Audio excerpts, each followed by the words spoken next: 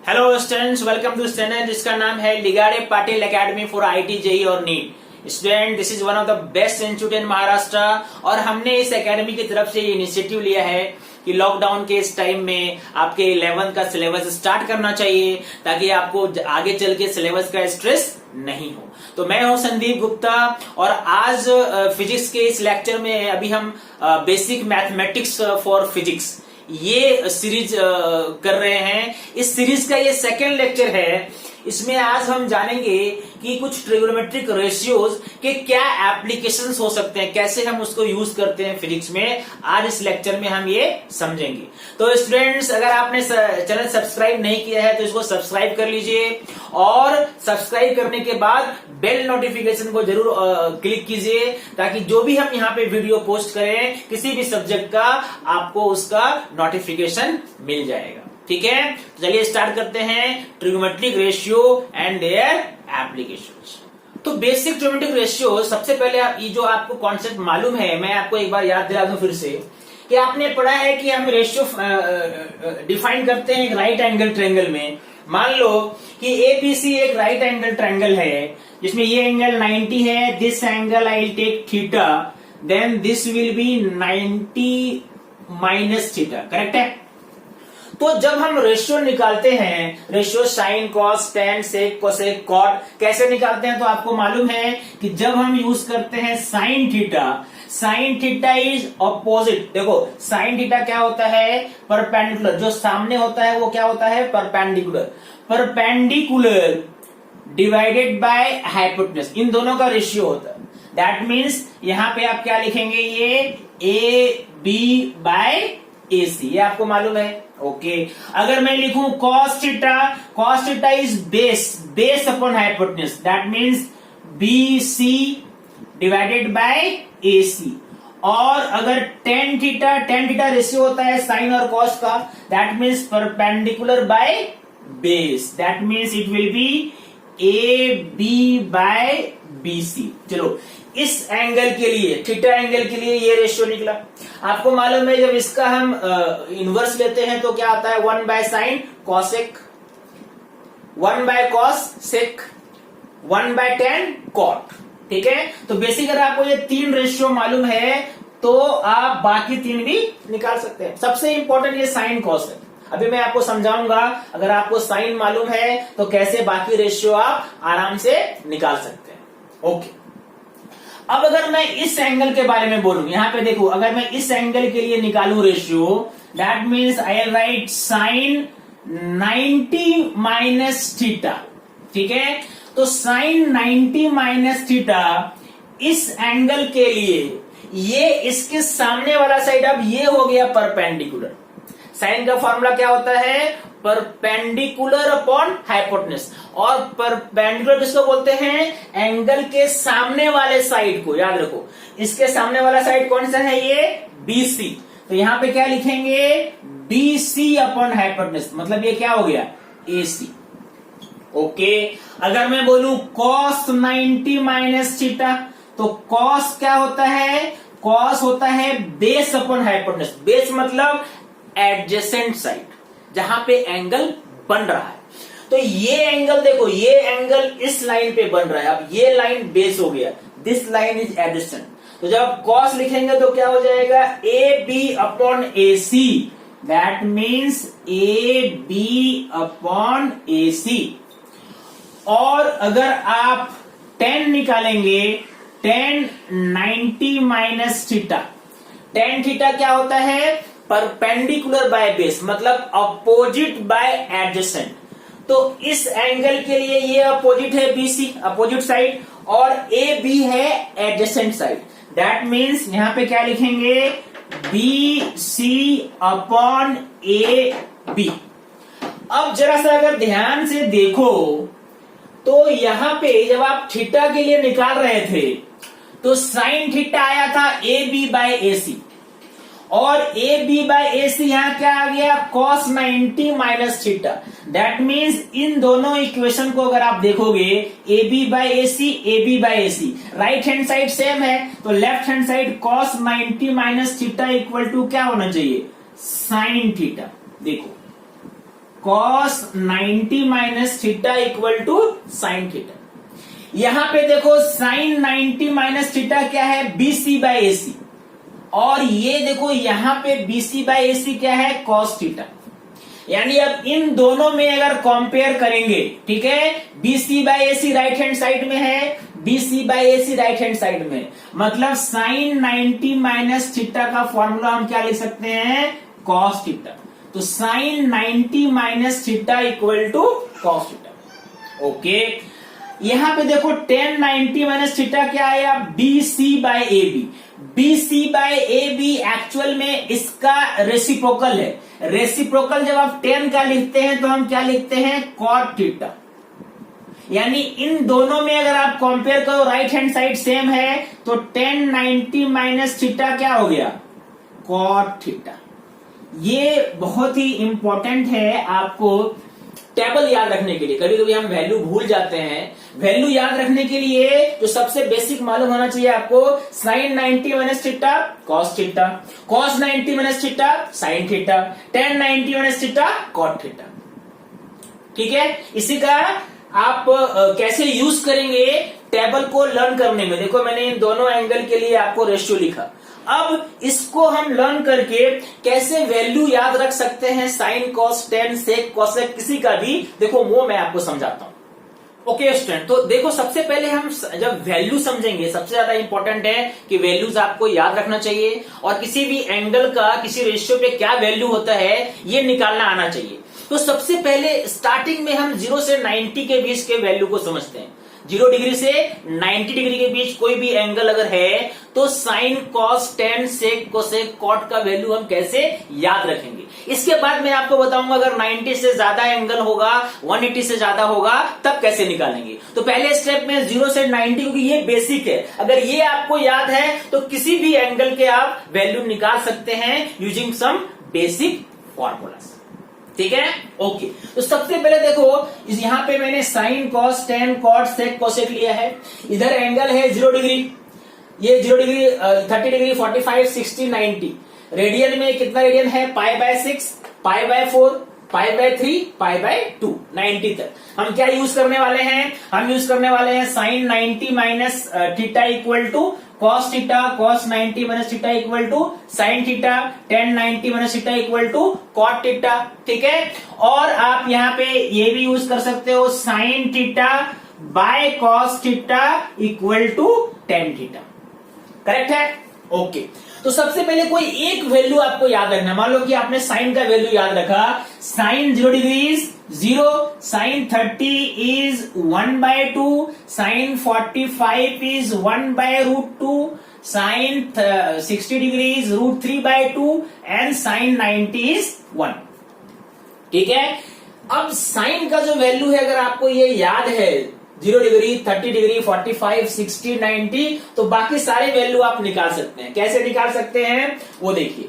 तो सबसे पहले कॉस अगर आपको 0 चाहिए, ठीक है, ध्यान से सुनना, ठीक है, कॉस अगर आपको 0 चाहिए तो कॉस 0 कब आएगा, जब साइन यहां अगर आपको 0 डिग्री चाहिए, 0 को हम क्या लिख सकते हैं, 90 माइनस 90, है ना। कैसे इसको लिखेंगे देखो, मैं यहां पे लिखने का तरीका बताता हूं। मान लो कि आपको cos 0 मालूम करना है, तो cos 0 क्या हो सकता है, cos 0 को हम लिख सकते हैं cos 90 माइनस 90। 90 माइनस 90 क्या हो जाएगा, 0 हो जाएगा, है ना।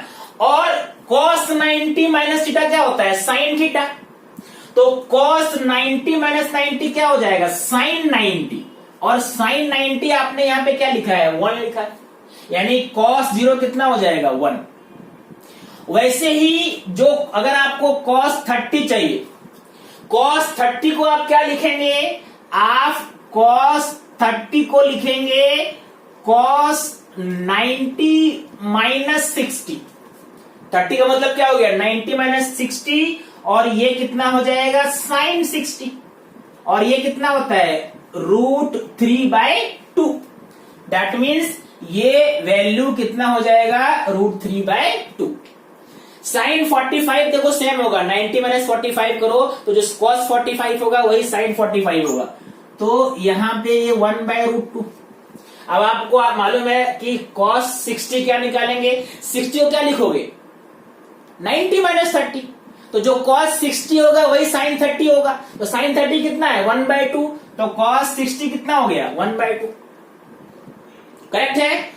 cos 90 का मतलब क्या हो गया 90 माइनस 0, यानी जो cos 90 वही होगा जो sin 0 था, मतलब ये 0। अगर आप देखो तो इसका ऑर्डर जो है बिल्कुल इनवर्स है, साइन गया 0 1/2 1/√2 3/√3/2 और 1, और cos का उल्टा ही है 1√3/2, यानी अगर आपको साइन मालूम है उसी को अगर आपने उल्टा करके लिख दिया तो cos का वैल्यू आ जाएगा।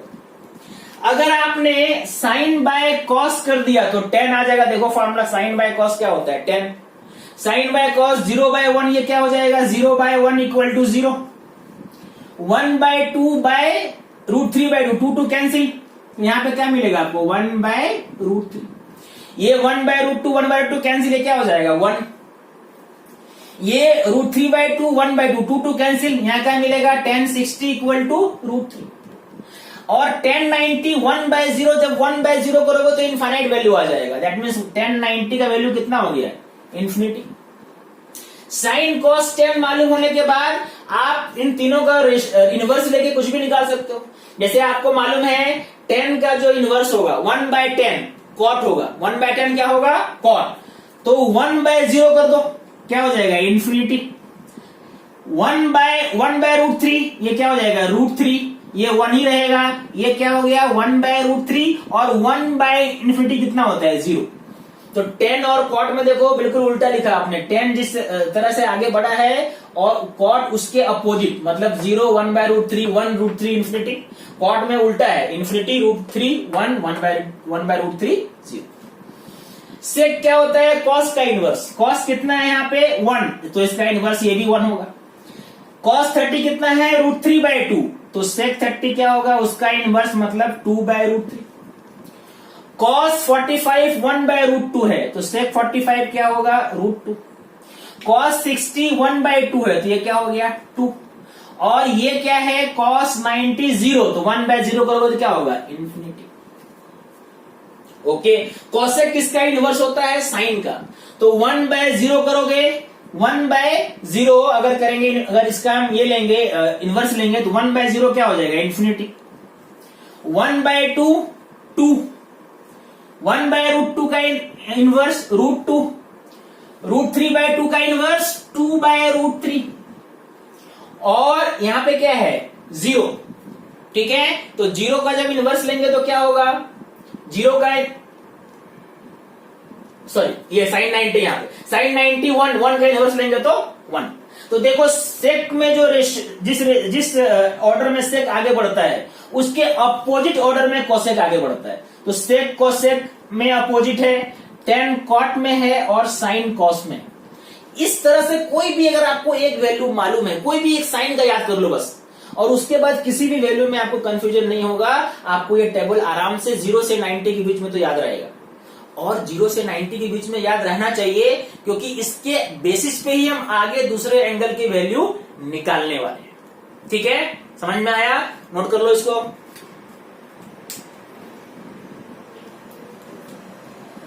ओके, अब देखो कि ये जो कॉन्सेप्ट है इसका हम फिजिक्स में कैसे यूज करेंगे, मैं आपको एक एग्जांपल से समझाता हूं। ये जो वैल्यू आपने अभी लिखा, इस वैल्यू का फिजिक्स में कैसे एप्लीकेशन होता है, हर चैप्टर में आपको अप्लाइड होगा ये ज्योमेट्रिक रेशियो कॉन्सेप्ट। ठीक है, देखो मान लो ये एक्स एक्सिस है, ठीक है, और ये वाई एक्सिस है। ठीक है, एक पार्टिकल इधर जा रहा है with a speed of 10 metre per second. ठीक है, v कितना है ये 10 metre per second, 10 metre per second के स्पीड से ये आगे जा रहा है। ओके, अगर आपसे पूछा जाए what is the velocity, what is the velocity of particle, what is the velocity of particle along x axis and along y axis, क्योंकि ये जा रहा है तो ये डिस्टेंस तो x की तरफ भी ट्रेवल कर रहा है और y की तरफ भी डिस्टेंस ट्रेवल कर रहा है, तो इसका वेलोसिटी x की तरफ भी होगा और y की तरफ भी होगा। लेकिन x की तरफ कितना होगा और y की तरफ कितना होगा ये आपको फाइंड करना है। मान लो ये एंगल दिया है 60 डिग्री। यहां पे देखो अभी जो आपने रेशियो समझा उसका हम लोग यूज करेंगे। कैसे यूज करेंगे वो देखो। तो सबसे पहले आपको फाइंड करना है वेलोसिटी अलोंग x एक्सिस कितना है और वेलोसिटी अलोंग y एक्सिस कितना है। तो ऐसे क्वेश्चन में हम क्या करते हैं, ऐसे क्वेश्चन में हम इस ट्रायंगल को यहां पे एक परपेंडिकुलर ड्रॉ करके इसको राइट एंगल ट्रायंगल बना लेते हैं, क्योंकि एक बार जब ये राइट एंगल ट्रायंगल बन गया तो हम ट्रिग्नोमेट्रिक रेशियो को अप्लाई यहां पे कर सकते हैं। ठीक है, आपने ये मान लो बनाया राइट एंगल ट्रायंगल, इसमें इधर कितना वेलोसिटी है 10, तो यहां पे हम इस साइड को किससे करेंगे रिप्रेजेंट 10 से, 10 मीटर पर सेकेंड। आपको क्या निकालना है, आपको निकालना है वेलोसिटी अलोंग x एक्सिस और वेलोसिटी अलोंग y एक्सिस, मतलब एक बेस के अलोंग और एक परपेंडिकुलर के अलोंग। मतलब आपको यहां पे ये vx फाइंड करना है। vx का मतलब क्या हो गया, वेलोसिटी अलोंग x एक्सिस, और आपको ये फाइंड करना है velocity along y axis vy। ठीक है, और वेलोसिटी दिया हुआ है इसको, ये क्या है इस ट्रायंगल का हाइपोटेन्यूज। तो अब आपको मालूम है कि अगर आपको बेस चाहिए तो कॉस का यूज करते हैं और परपेंडिकुलर चाहिए तो साइन का यूज करते हैं। यानी अगर यहां पे मैंने एक रेशियो लिखा कॉस, तो कॉस 60 डिग्री, कॉस का फॉर्मूला क्या होता है, एडजेसेंट बाय हाइपोटेन्यूज। एडजेसेंट कितना है vx और ये कितना है 10। cos 60 मैंने अभी बताया कितना होता है 1/2, तो 1/2 इक्वल टू vx बाय 10। इसका मतलब vx इक्वल टू 10/2, मतलब 5 मीटर पर सेकेंड। ये क्या निकला, this is the velocity of the particle along x axis. ठीक है, समझ में आया। अगर वेलोसिटी अलोंग y पूछ रहा है, मतलब आपसे क्या पूछ रहा है, परपेंडिकुलर पूछ रहा है। ठीक है, तो परपेंडिकुलर अगर निकालना है तो साइन का यूज करेंगे। यानी यहां पे हम क्या लिखेंगे, sine 60 is equal to perpendicular by hypotenuse.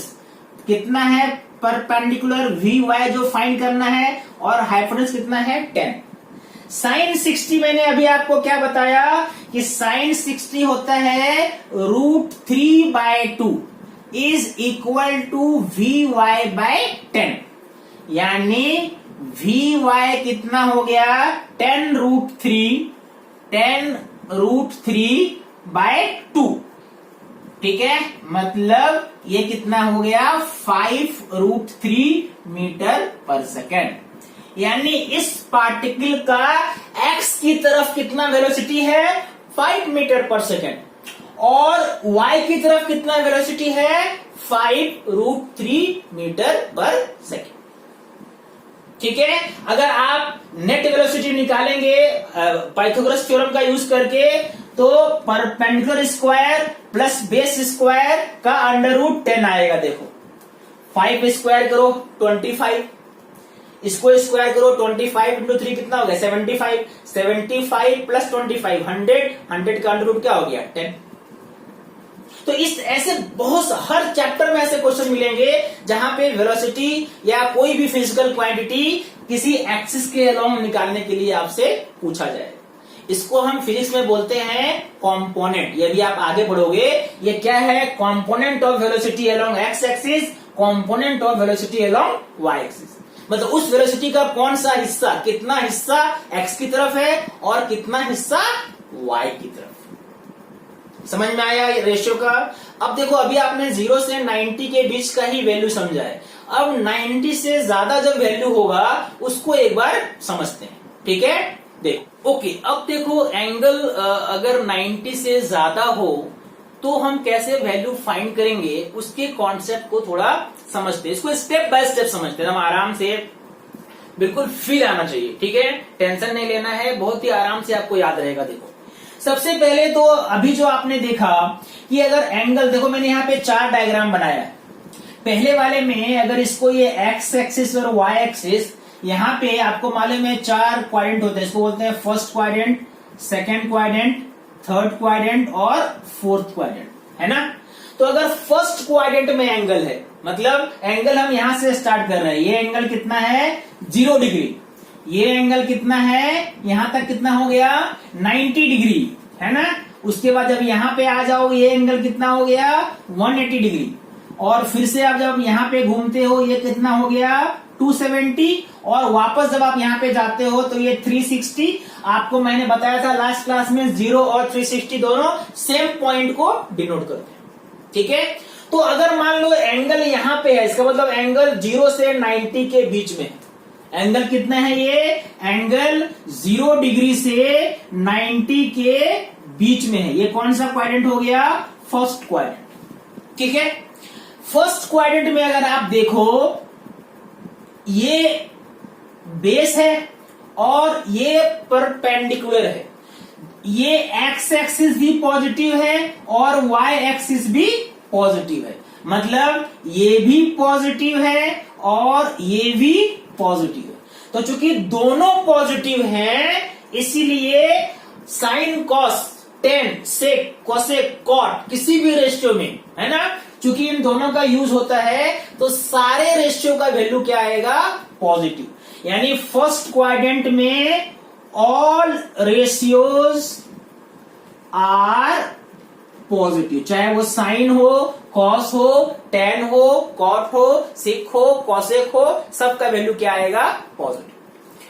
दूसरा देखो सेकंड क्वाड्रेंट में हम यहां पे इस बार एंगल जो है वो सेकंड क्वाड्रेंट में बन रहा है, ये जो एंगल है ये 0 और 180, या आप ऐसे मान के चलो अगर ये 90 है तो इस बार 90 से बड़ा है और 180 से छोटा है, मतलब एंगल जो है इस बार 90 डिग्री से बड़ा है और 180 डिग्री से छोटा है, या 180 डिग्री मैंने इंक्लूड किया है, 90 और 180 को इंक्लूड किया है, ठीक है, मतलब वैल्यू 90 भी हो सकता है 180 भी हो सकता है। अब यहां पे अगर आप ध्यान से देखो, अगर आप इस ट्रायंगल को कंप्लीट करो तो आप देखोगे कि परपेंडिकुलर चूंकि अभी भी ऊपर की तरफ है तो परपेंडिकुलर अभी भी पॉजिटिव है, लेकिन एक्स एक्सिस अब लेफ्ट की तरफ जा रहा है, मतलब ये क्या हो गया नेगेटिव, है ना। यहां पे एक चीज याद रखो, हाइपोटेन्यूज हमेशा पॉजिटिव रहेगा, चाहे वो किसी भी क्वाड्रेंट में हो, हाइपोटेन्यूज को हम हमेशा क्या लेंगे पॉजिटिव लेंगे, ओके। अब यहां पे देखो ये नेगेटिव हो गया, ये दोनों पॉजिटिव है, ये दोनों मतलब कौन सा है ये परपेंडिकुलर और ये है हाइपोटेन्यूज, तो परपेंडिकुलर और हाइपोटेन्यूज का रेशियो क्या देता है साइन, तो साइन यहां पे क्या होगा पॉजिटिव होगा, और चूंकि साइन थीटा पॉजिटिव है तो उसका इनवर्स क्या होता है कॉसेक थीटा, तो कॉसेक थीटा और साइन थीटा ये दोनों यहां पे क्या होंगे पॉजिटिव, बाकी जितने भी हैं rest all will be negative, rest all B negative, rest मतलब कौन कौन, रेस्ट में कौन कौन आ गया कॉस आ गया, सेक आ गया, टेन आ गया, कॉट आ गया, रेस्ट में कौन कौन आ गया cos theta, sec theta, tan theta and cot theta, ये सब क्या होगा नेगेटिव होगा, कहां पे सेकेंड क्वाड्रेंट में। अगर सेकेंड क्वाड्रेंट में नेगेटिव होगा तो हम कैसे लिखेंगे फॉर्मूला, अभी मैं आपको समझाऊंगा, पहले चारों क्वाड्रेंट का पॉजिटिव नेगेटिव समझ लो, ओके। उसके बाद आते हैं चलो थर्ड क्वाड्रेंट में, थर्ड क्वाड्रेंट में अगर आप ध्यान से देखो तो एंगल इस बार 180 से बड़ा है और 270 से छोटा है, मतलब इस बार जो एंगल है 180 से बड़ा या 270 से छोटा।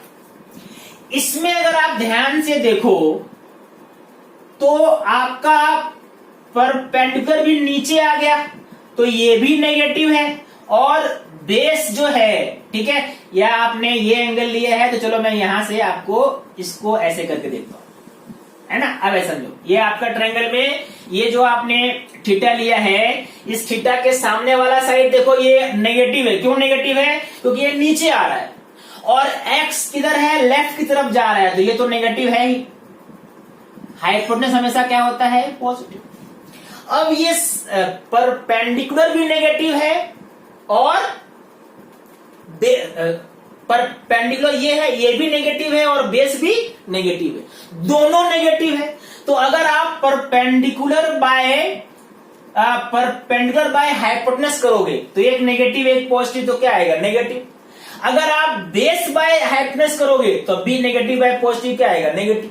मतलब साइन थीटा कॉस थीटा ये दोनों तो नेगेटिव होगा, क्योंकि इसमें साइन में क्या होता है? परपेंडिकुलर बाय हाइपोटेनस, और कॉस में क्या होता है? Base by hypotenuse. तो साइन में नेगेटिव, कॉस में नेगेटिव, और साइन कॉस नेगेटिव है तो जाहिर है कि कॉसेक थीटा और सेक थीटा ये सब क्या होगा? नेगेटिव होगा। मतलब वैल्यू जो है हमेशा माइनस में आएगा। प्लस क्या होगा? जब आप इन दोनों का रेशियो निकालोगे, परपेंडिकुलर और बेस, तो नेगेटिव नेगेटिव कैंसिल हो जाएगा, पॉजिटिव आएगा। तो परपेंडिकुलर बाय बेस क्या होता है? Tan theta. यानी यहां पे इस क्वाड्रेंट में टेन थीटा और उसका इनवर्स कॉट थीटा, ये इसका वैल्यू हमेशा क्या आएगा? पॉजिटिव। मतलब टेन कॉट में कोई भी एंगल जो 180 और 270 के बीच में है, जैसे टेन 200 कॉट 200, उसका वैल्यू हमेशा क्या आएगा? पॉजिटिव आएगा। ठीक है, ओके। चलो फोर्थ पॉइंट में जाते हैं। फोर्थ पॉइंट में एंगल 270 से 360 के बीच में है, मतलब 270 से 360 के बीच में। अगर आप यहां पे ये ट्रायंगल कंप्लीट करो तो आपको इस बार क्या दिखेगा? देखो, इस बार ये बेस इस तरफ है, प्लस की तरफ है, लेकिन परपेंडिकुलर अभी भी नीचे है, तो ये क्या है? नेगेटिव। और हाइपोटेनस तो हमेशा हम क्या लेते हैं? पॉजिटिव। अब आप मुझे बताओ कौन सा रेशियो प्लस होगा? सोचो। हाँ, बिल्कुल सही। जिसमें बेस और हाइपोटेनस इन्वॉल्व होगा वो क्या होगा? पॉजिटिव। तो ऐसा कौन सा रेशियो होता है? कॉस और उसका इनवर्स सेक।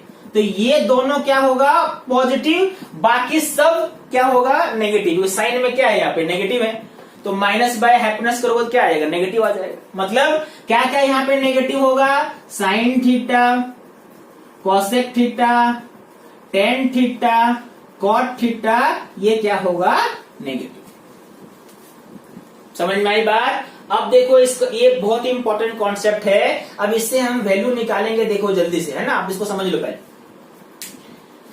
अब इसके हिसाब से अगर हम वैल्यू फाइंड करें, है ना, मान लो कि मुझे अलग अलग 90 से ज्यादा किसी एंगल का वैल्यू चाहिए, तो सबसे पहले आपको क्या याद रखना है? यहां इस पे फर्स्ट पॉइंट में सब पॉजिटिव, सेकंड में साइन और सेकंड क्वाड्रेंट में साइन और कॉसेक पॉजिटिव, थर्ड में टेन और कॉट पॉजिटिव, और फोर्थ में कॉस और सेक पॉजिटिव। ठीक है, ओके। अब देखो कुछ क्वेश्चन सॉल्व करते हैं इस पे। ये देख लिया आपने? ओके।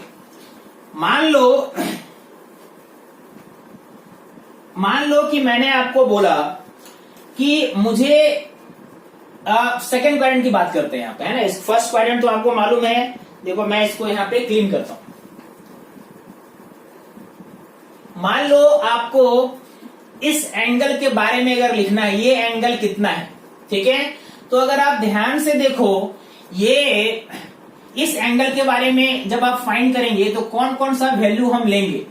ये पूरा एंगल, अगर मान लीजिए कि आपने यहां पे लिखा sine 180 minus theta, sine 180 minus theta, ठीक है। ध्यान से समझना, है ना। एंगल हम कौन सा ले रहे हैं यहाँ पे? एंगल हम ऐसा ले रहे हैं, देखो ये है, मान लो ये एंगल जो है ये है, मान लो थीटा। तो ये वाला एंगल कितना हो जाएगा? जो एंगल मैं यहाँ पे अभी बना रहा हूं, अगर ये एंगल थीटा है तो ये एंगल क्या हो जाएगा? 180 माइनस थीटा, जो किस क्वाड्रेंट में आएगा? सेकेंड क्वाड्रेंट में आएगा। अगर ये एंगल थीटा है तो ये एंगल क्या हो गया? 180 माइनस थीटा। अब इसका अगर आप फॉर्मूला लिखेंगे sine 180 minus theta, sine 180 minus theta, तो आपको मालूम है साइन का वैल्यू क्या होता है? पॉजिटिव। तो ये क्या होगा? Plus sine theta. ठीक है। अगर आप लिखेंगे साइन अगर मालूम है तो कॉसेक में भी वही हो जाएगा, कॉसेक 180 माइनस थीटा, ये भी क्या होगा? Cosec theta. लेकिन अगर आप लिखेंगे कॉस 180 माइनस थीटा, तो देखो कॉस का वैल्यू क्या होता है? नेगेटिव होता है। तो यहां पे क्या लिखेंगे? Minus cos theta. वैसे ही अगर आप लिखेंगे सेक 180 माइनस थीटा, तो क्या हो जाएगा? Minus sec theta. अगर आप लिखेंगे टेन 180 माइनस थीटा, तो क्या हो जाएगा? Minus tan theta. और अगर आप लिखोगे कॉट 180 माइनस थीटा, तो ये क्या हो जाएगा? Minus cot. देखो इन चारों को मैंने नेगेटिव रखा है और ये दोनों पॉजिटिव है, जैसा आपने यहां पे देखा। तो अगर मान लो कि मैं आपसे इसका यूज करके बोलूं कि मुझे एक दो वैल्यू बताओ, कैसे इसको अप्लाई करेंगे, वो देखो मैं आपको सिखाता हूं। मान लो कि आपको निकालना है साइन 210 डिग्री कितना होता है। ठीक है, या चलो आप इसको ऐसे करते हैं, साइन 210 180 ज्यादा हो गया ना, 180 से कम रखेंगे। तो मान लो कि मैं करता हूं साइन 150 डिग्री। देखो ये 180 से कम है। साइन 150, अगर मान लो ये एंगल 150 है तो ये एंगल कितना हो जाएगा? 30 डिग्री। तो इसको आप क्या लिखोगे? Sine 180 minus 30 degree, sine 180 minus 30 degree. अब आपको मालूम है साइन 180 माइनस थीटा क्या होता है? साइन थीटा के इक्वल होता है। यानी साइन 180 माइनस 30 क्या हो जाएगा? जो साइन 30 डिग्री है, और ये अभी आपने कितना पढ़ा था टेबल में? साइन 30 1/2 होता है। तो आपको वैल्यू मिल गया ना, आपको क्या वैल्यू मिल गया? Sine 150 equal to 1/2। Second quadrant में ये आपको बहुत सारे यूज होंगे फिजिक्स में, इसे निकालना बहुत आराम से सीखो, अच्छे से सीखो। एक एग्जांपल और लेता हूं, देखो मान लो मैंने आपको बोला कि ठीक है मुझे बताइए कॉस 120 डिग्री कितना होगा। तो 120 को क्या लिख सकते हो? मान लो अगर ये एंगल 120 है, कितना हो गया? 60। दैट मीन्स इसको हम क्या लिख सकते हैं? Cos 180 minus 60। और अभी आपने क्या देखा फॉर्मूला? कॉस का वैल्यू सेकेंड क्वाड्रेंट में नेगेटिव होता है, तो ये क्या हो जाएगा? Minus cos 60। और माइनस कॉस 60 कितना होता है? कॉस 60 कितना होता है? 1/2। तो कॉस 120 का वैल्यू कितना हो गया? माइनस 1/2। समझ में आई बात? तो सेकेंड क्वाड्रेंट का में कोई भी एंगल हो जो 90 और 180 के बीच में हो, आप इसका यूज करके आराम से निकाल सकते हैं। ठीक है। अब अगर मान लो एंगल 180 और 270 के बीच में है ना, उसमें देखो ये नोट कर लो। ओके, देखो मान लो हम 180 से बड़ा लेते हैं और 270 से कम, तो उसको आप ऐसे समझो। मैं याद रखने का ये तरीका बता रहा हूं, ये सब बहुत यूजफुल है आपके फिजिक्स के बेसिक कॉन्सेप्ट को समझने के लिए। मान लो कि ये एंगल दिया हुआ है, ठीक है, दिस एंगल इज या आप इसको ऐसे समझो कि आपको 180 प्लस थीटा चाहिए। ये एंगल मान लो थीटा है, ठीक है, और यहां से यहां तक कितना है? 180। यहां से यहां तक कितना है? 180। ठीक है, तो इस एंगल को हम क्या लिख सकते हैं? इस पूरे एंगल को हम क्या लिख सकते हैं? मतलब कौन सा एंगल मैं बोल रहा हूं कि ये जो पूरा एंगल है इसको मैं क्या लिख सकता हूं? 180 प्लस थीटा। यहां से यहां तक 180 हुआ, यहां से यहां तक 180, और ये एंगल दिया हुआ है थीटा। तो पूरा एंगल कितना हो गया 180 प्लस थीटा। तो थर्ड क्वाड्रेंट के किसी भी एंगल को हम रिप्रेजेंट करेंगे 180 प्लस थीटा के टर्म में। ठीक है, ओके। तो अगर इसका मुझे चाहिए फॉर्मूला, तो सबसे पहले आपको बताना है कि थर्ड क्वाड्रेंट में कौन सा होगा पॉजिटिव। तो tan cot पॉजिटिव रहेगा, बाकी सब नेगेटिव हो जाएंगे। मतलब अगर मैं लिखूं tan 180 प्लस थीटा तो क्या हो जाएगा माइनस साइन थीटा। अगर मैं बोलूं cos 180 प्लस थीटा तो ये क्या हो जाएगा माइनस cos थीटा।